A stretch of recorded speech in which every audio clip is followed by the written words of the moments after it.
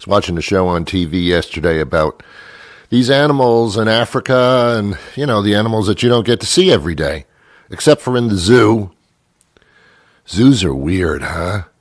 It's a place that they put animals that, roam the earth naturally, and we put them in a cage so we can gawk at them.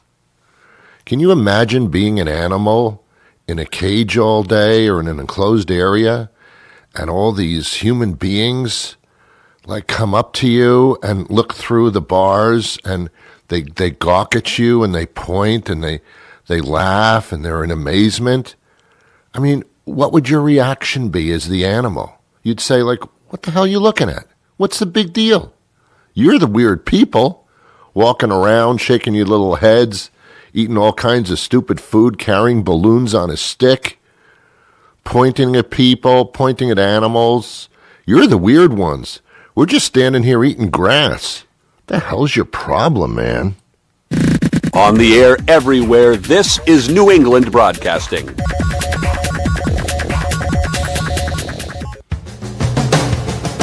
Good morning, good afternoon, good evening, good night. It's the Ron Van Dam Show. Hold on tight, things can get a bit weird, if you like that sort of thing. What's your problem? What are you looking at? What if you were walking down the street and all of a sudden a group of people just stopped and looked in your direction, started pointing at you and gawking at you? Would you feel uncomfortable? Yes, you would. Think about how the animals feel.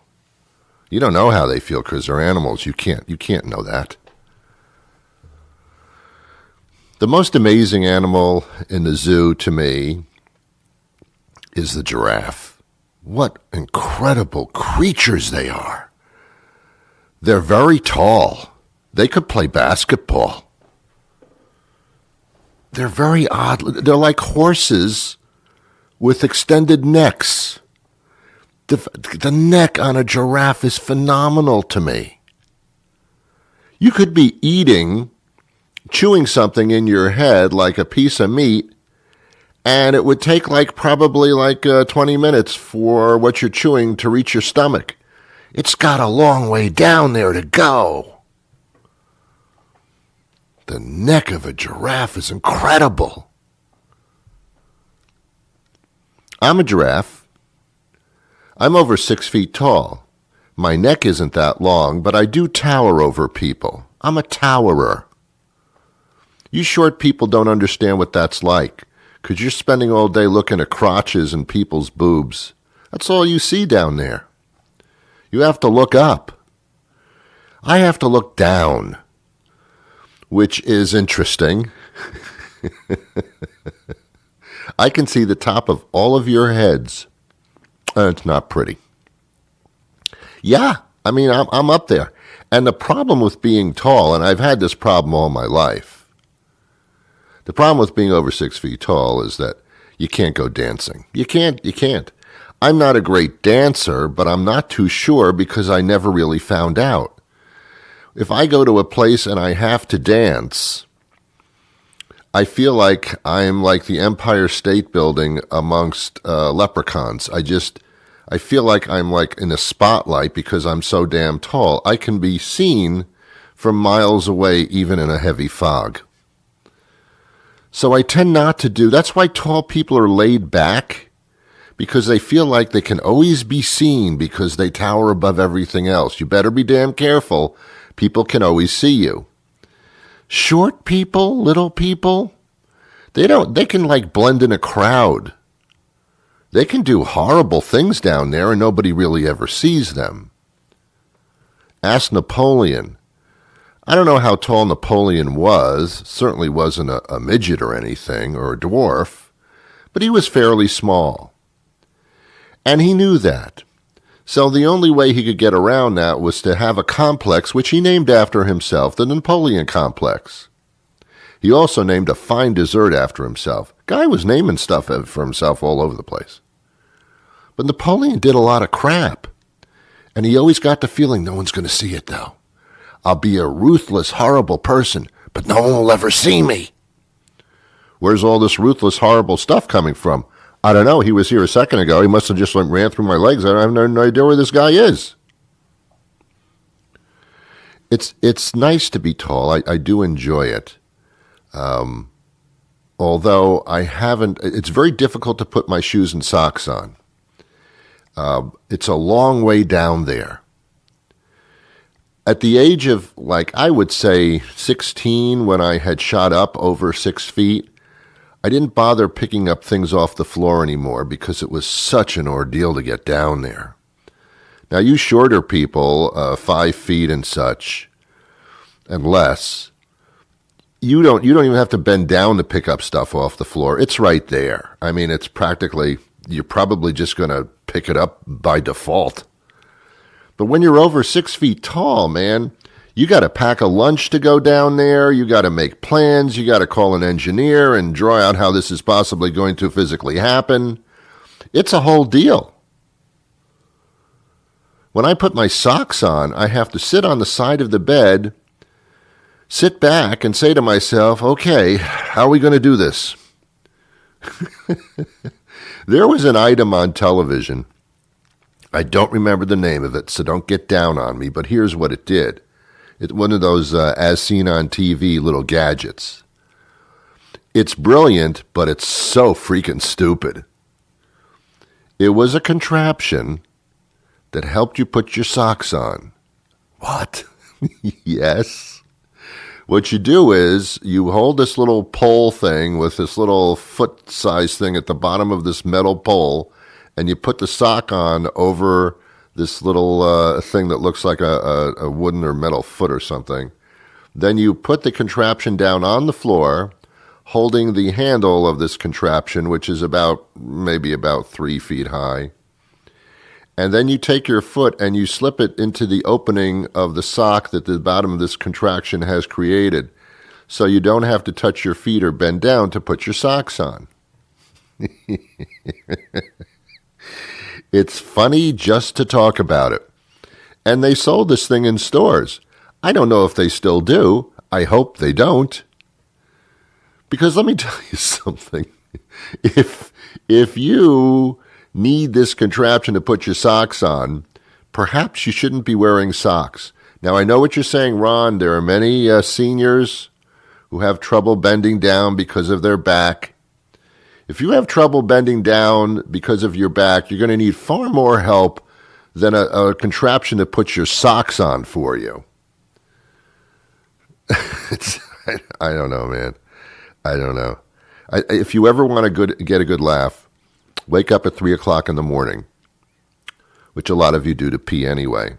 Turn on the TV, which doctors will tell you is a horrible idea, and start watching the infomercials that are on early in the morning on any channel, doesn't matter what channel.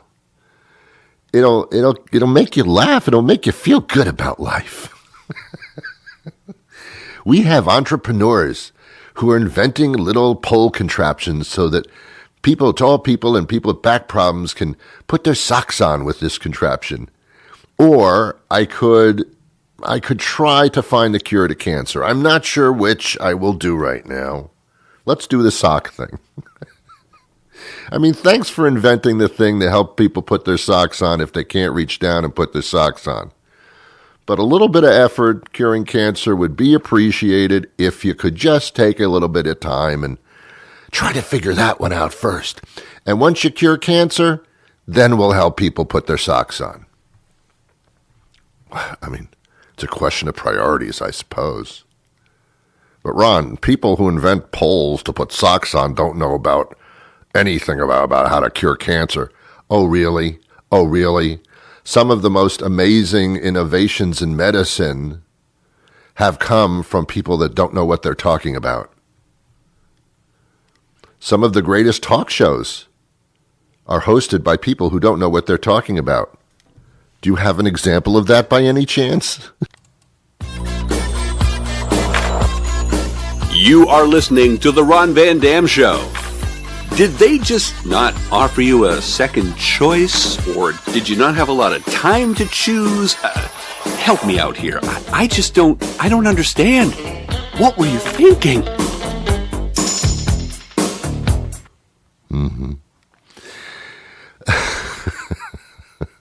We have an interesting guest coming up later in the program. I'll be the judge of that. And that'll happen momentarily. I'm sorry. Once again, I started the show without even asking you any questions about yourself. I'm not showing interest much, am I?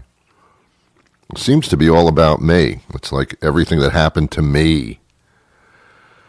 So I apologize. So I'm going to get you involved in a conversation. This is interactive. I can hear everything you say. You know that. You know that. You know that, don't you? They make you think like this is a one-way thing that's going on, a one-way media deal. It's not. It's not. I can hear everything you're saying and everything you're doing. You know I can. If you have the Alexa device, that Amazon device, or the Google device in your home, I'm constantly listening to you. And believe me, your life is not that interesting until you start Googling really odd things involving rope and tape. Then we start listening. Other than that, you're really boring. So how are you? How was your day yesterday? Yeah, mine too. It sucked. I know. What'd you have for dinner last night? Really? I don't know. No, I didn't have that. I had spaghetti. Because I want to slowly kill myself. I want to inhale carbs that make no difference in anybody's lives except for destroying your organs. That's the route that I take because it's so damn tasty. I can't eat potato chips anymore. It's not for health reasons. It's because it's stupid. Someone took a fine vegetable or whatever the starchy thing is called, sliced it into really thin little wafer things and throw them into a deep fryer and tons of salt, and then they say, here, eat them endlessly until you die. It's odd, but you can't. There was a commercial, I don't remember which one it was. My memory is not as good as it was like 2 minutes ago. The slogan of this potato chip company, I think it was Lay's potato chips. I think it's Lay's. It's starting to come back now. The fog is starting to lift. I think it was Lay's potato chips, and their slogan was, bet you can't eat just one. Well, you won the bet, okay? Bet you can't just eat 200 of them would be a better slogan because it goes well beyond 200 potato chips. Nobody in their right mind can sit down with a bag of potato chips, have one and say, I'm full, that was very satisfying, now something else, let's get on with it, no more eating. Nobody does that. I dare you to find somebody that eats one potato chip, closes up the bag and says, okay, I'm done, that was nice. No, you sit there forever and you eat those things. And as you're eating them, you can really feel your body decaying inside. You start hearing creaking and yells for help and blood curdling, and you can hear your body just deteriorating into a mound of crap. But you continue to eat these damn things. They're odd. There was a company called Pringles. I guess there still is. I don't look for them, so I don't know if they're around. Probably. And this is like, it was a tennis ball company that said, we're not really moving tennis balls too well here. A lot of people play tennis and buy tennis balls, yes, but I'm finding that we're not hitting the general populace of the country. There are a lot of people in this country who never buy tennis balls, believe it or not. Or they bought a can of tennis balls once in their life and the can's still sitting in their basement. They never needed them. They don't play tennis. So what are we going to do with all these cans that we have? Well, I know what we can do, Bob. What? Let's put potato chips in them. Everybody eats potato chips. And as the Lay's people say, no one just eats one. Let's put potato chips in our tennis ball containers. What are you, crazy? Well, you can't fit they'll crumble and stuff. You can't squash them into a tennis ball container. What are you, crazy? Unless we stack them inside. How do you stack potato chips that are all different sizes and stuff? They won't fit in there in a tennis ball tube. Unless each potato chip is exactly the same size and when laying on its back fits perfectly into the container. That's genius! But how are we going to make them all the same size? That's easy. We can do that. So what we're going to do is and they're going to be exactly the same. They'll have like a little indentation so that they stack really well and you can pull them out easily. And we'll fill this tennis ball tube with the potato chips. Wow. What are we going to call them, Mr. Pringles? Well, I don't know. Hey, how about if we name him after you? Bob Pringles. Well, that would be very nice. What are you going to call them? We'll call them Bob. Well, how about we'll call them Pringles? That's your last name. Well, that would be an honor. That way, someday when I die, I will be I will be immortalized forever in tennis ball tubes. That's right. And when you die, we'll bury you in one. Carl, that'll be so cool. And thus, the beginning of the Pringles potato chip, where everything was exactly the same. Now, there was conversation at the Pringles potato chip company. Are people going to buy things that are exactly the same and stack in a tube? Maybe they will. Because if everything's the same, we can market them accordingly, comparing it to people's drab lives, where every day is the same, nothing ever changes. Why, that's brilliant, Mr. Pringles. Pringles potato chips. They're as boring as your life is. A marketing blitz! And thus, the Pringles potato chips. Of course, it pissed off a lot of people at first who thought they were buying tennis balls, and when they opened up the container, potato chips were inside. And they're, what the hell is this? I thought they were tennis balls. Consequently, the same problem. When people went to play tennis, they would open up the containers thinking they were tennis balls inside, and they'd be potato chips, and they'd be hitting potato chips over the net, and it never worked very well. Then there were the lawsuits where people thought that they were buying Pringles, opened up the tube, and started eating tennis balls by mistake, which got lodged in their throat, and they died. So I don't know what happened to the Pringle company, but somewhere, sometime, some way, somehow, someplace, some nice, the Pringles legacy lives on. And that's why I find giraffes interesting. I'm sorry, it has nothing to do with it. I had to tie it together. And there again, we were having a conversation. I was asking you about yourselves, what you had for dinner last night, all that kind of stuff. And again, the focus, not on you anymore. Not on you. Sorry. Let me continue now. Okay, so what'd you have for dinner last night? Okay, right, fine.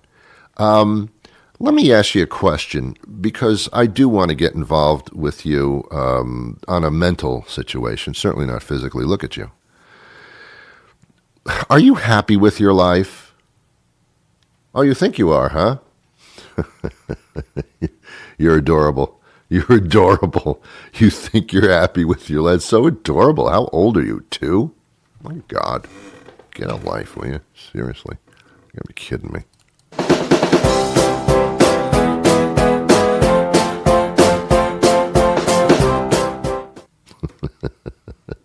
You want a hot dog? There's nothing more American than a hot dog. And this summer, we will eat over 23 million hot dogs in Major League ballparks alone. That's enough to stretch coast to coast from Dodger Stadium in Los Angeles to Camden Yards in Baltimore. But did you know hot dogs, also called Frankfurters, were first created using pork in Frankfurt, Germany in 1852? Shut up! That's enough. What do I care about people eating hot dogs in the summer? Are you trying to make me feel bad? Huh? My guest is going to be joining us very, very shortly. And what a wonderful guest this person is. When I say very, very shortly, it doesn't mean the guest is short. No, I don't mean that. I mean within a short amount of time, our guest will be joining us. And I think that's fantastic. Well, right after this. You are listening to The Ron Van Dam Show on New England Broadcasting. You know, sometimes people say that I only say bad things about Ron in these bumps, so it's time for me to say something good. Well, he hasn't killed anyone in a long time. You're listening to Ron Van Dam, Reformed Killer, on New England Broadcasting. It's a joke. That was a joke, by the way. Good morning, Ron. Hi, Ron. Hi, how are you? Doing well. How are you? Doing great. Thanks for having us this morning. Great. Jessica Karen, is it? Is that the proper pronunciation? Yep, Jessica Karen. Great. She's a patient advocate. And Dr. Christopher Robinson, he's with the Society for Maternal Fetal Medicine. He's a spokesperson there and all different projects he's involved in. Thank you for being with us. We're talking about IBD. We're getting into initial territory. So what is IBD? So IBD is inflammatory bowel disease, and it's often used as a term that really includes both Crohn's and ulcerative colitis. Okay. It's a very common condition, unfortunately, affecting about 1.6 million people across the United States. Mm-hmm. And how do we know that we can call ourselves these three letters? I guess you have to be specifically tagged by a physician, but what are the symptoms of what one might term this to be? Symptoms may include diarrhea, changes in your bowel habits, issues throughout the digestive tract. But in addition to that, you can also have different changes in your skin, your eyes, and your joints. Okay. At what point would one consider this to be a visit to a physician to diagnose? So I'll tell you, oftentimes patients, when they start having these symptoms, they can become so severe, and also they can really interfere with their ability to even go outside of their home. For instance, if they're having severe GI distress or they're having severe pain, frequency of bowel movements, problems with diarrhea, it can literally keep a person at home. And oftentimes that the person who first presents for medical care has already gotten very severe by the time that they come in for care. So when it interrupts your normal lifestyle, it's time to be concerned. That's correct. Okay. Now, Jessica, as a patient, you had some concerns about this for a specific reason. Am I right? That's correct, yeah. And what was going on there? Well, I was diagnosed about 10 years ago, and shortly after diagnosis, we were having some trouble getting control of symptoms, and it started to make me really wonder, what was life going to look like with this disease, and was it going to impact my life goals? And one thing that I knew I really wanted to do someday was be able to get pregnant and have children, and I started to wonder, is this something that I would even be able to do? And is it a concern in that regard? Yeah, women report fears over whether or not they can get pregnant with this disease, they have a healthy pregnancy or a healthy baby, and there's some confusion over how to go about making sure that the disease stays in remission or is taken care of, and also what's safe for the baby while the mother is pregnant during that time. So, doctor, does it indeed have an effect, or is it just a concern? So it's a great point. So there are both effects as well as concerns, and many of these are myths. And so that's one reason that this project was developed, was really to address the best possible practices in taking care of women who are planning a family, planning pregnancy, and want to be able to have a healthy baby. One of the concerns when you have an inflammatory state such as that which causes inflammatory bowel disease, it affects every aspect of your body. As Jess has shared with you, it's not just the bowels, but also that inflammatory state can affect things like how well the baby grows and how fast the baby may deliver. In some cases, for instance, women with poor control may actually experience a preterm birth that may happen unexpectedly, or they may need a preterm birth as a result of the severity of their disease. Fortunately, those things have become less frequent as treatment options have expanded. And so one of the key features that we now recognize is controlling the disease prior to pregnancy assist in achieving that healthy pregnancy. And we want to get that word out there and that information out there for both women who are experiencing the disease as well as for providers that may be providing their care early in disease and through the course of pregnancy.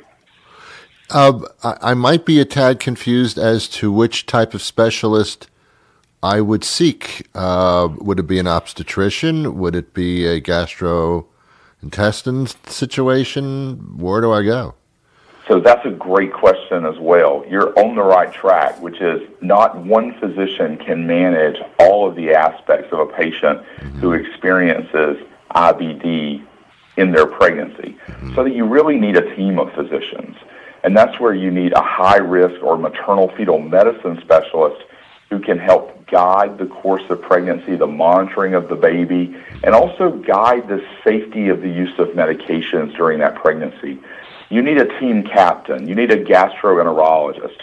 Oftentimes, these women already have a gastroenterologist. And then those two physicians need to talk to one another. There needs to be a free exchange of information between those as well as other members of the healthcare team.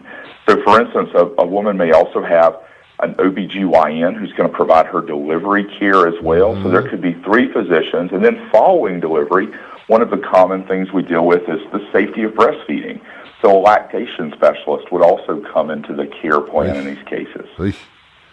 How did they ever do it before? That's true. My goodness, there's a lot involved. Well, obviously, any condition that one has for which they take medications is a concern when you're getting into that category. I would assume you want to. That's absolutely true. Yeah. So you really have to do. That's one of the important questions that it needs to be addressed early in the course. I mean, it can even be addressed prior to planning pregnancy. And that's one of the aspects of the care plan that has been designed through the IBD Parenthood Project is really examining the planning of pregnancy, addressing issues about medication safety, and understanding that medications can be used safely in pregnancy. One of the concerns that we often see is that the woman becomes pregnant and immediately stops all medications, even though those medications may be safe and may actually control her disease, thereby improving the health of her baby. So I think one thing to remember is healthy mother equals healthy baby. Okay. Jessica, may I ask, where are you along in your journey here? Well, I'm happy to report that I have two beautiful boys, aged 3 and 6. And I was lucky enough to connect with GI and a team to help make that happen. Wow. And that all happened within an 8-minute interview. That's amazing. All right. Where do we get more information about this? We can get more information at the IBDparenthoodproject.org. Okay. Doctor and Jessica, thank you so much for your time today. It's important information that a lot of people were thinking about, and here you go. Thanks so much. Thank you very much. Thank you for having us. Take care. Interesting.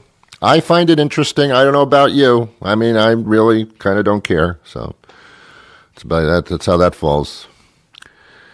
Well, so what are you going to do today? I don't know when you're listening to this, to be honest with you. I really don't. I can have conversation with you, but I don't listen. So. You ever do that? You ever listen to somebody talk? They just talk and talk and talk. I call it verbal diarrhea. They just talk and talk and talk and talk and talk. And at a point, you just zone out. You don't even hear them anymore. You're on the beach in Bermuda in your mind, and well, this person's still blah, blah, blah. My friend said that, and my friend said, can you believe my friend did that? Can you? I was like, well, you know, I sometimes don't have the balls to respond by saying, you know what, shut up. I don't really care what you're saying right now. I must go because you're boring me. You can't be honest these days. It's when your spouse or girlfriend or something, and women do this all the time, and I think it's a test. I don't think they really want to know. I think it's a test. They say, hey, let me ask you a question. Do I look fat? What are you supposed to say? That's a test question. It's a scam. They're catfishing you. The only response to that is, no, you don't look fat at all. What, are you kidding me? You don't have a good image of yourself because you look fantastic. And of course, in your mind, you're saying to yourself, yeah, you are fat. You got fat. You really need to lose a few pounds by virtue of the fact you know you do. You wouldn't ask me that question if you didn't know that you were possibly looking fat. If you weren't looking fat to yourself, you wouldn't even ask me that. So what do? Do I agree with you simply because you said something and I'm just used to saying yes, yes, yes, yes, yes? But you don't say yes to that question. That's the trick question. That's not a yes answer. That's a no answer. It's a trick question on a quiz. Do you want this? Yes. Do you want me to do it? Yes, yes. Do you want to go here? Yes. Do you want this for dinner? Yes, yes. Yes, yes, yes, yes, yes, yes, yes, yes, yes. Do you mind if I go? No, go. Fine, whatever. Do I look fat? Oh, God damn it. Ladies, don't ask men if you look fat. Don't even ask your friend, your female friend, if you look fat, because the answer to that is, I don't want to hurt your feelings. That's the answer. It's, I don't want to hurt your feelings. So the easiest way out of this conundrum of pure cess is to say, no, you don't look fat. But you have to say it in a very up way. See, you can't even say it like that. You can't, no, you don't look fat. You can't say it like that. You have to say it with enthusiasm in the sense that you, like, what are you, nuts? What are you, are you mentally ill? I mean, you may think you look fat, but your biggest problem is you're mentally ill. Stop asking me those questions. So you have to respond with a big smile on your face saying, look fat, what are you kidding me? No, you look wonderful. You look wonderful. Lies. Lies. I mean, I'm not going anywhere with this. I'm just saying. I'm just pointing it out. Pointing it out. That's all I'm doing. Hey, have yourselves a wonderful day. This has really been incredibly ridiculous, hasn't it? I'll be back again tomorrow with a brand new show. Until then, I wish you peace.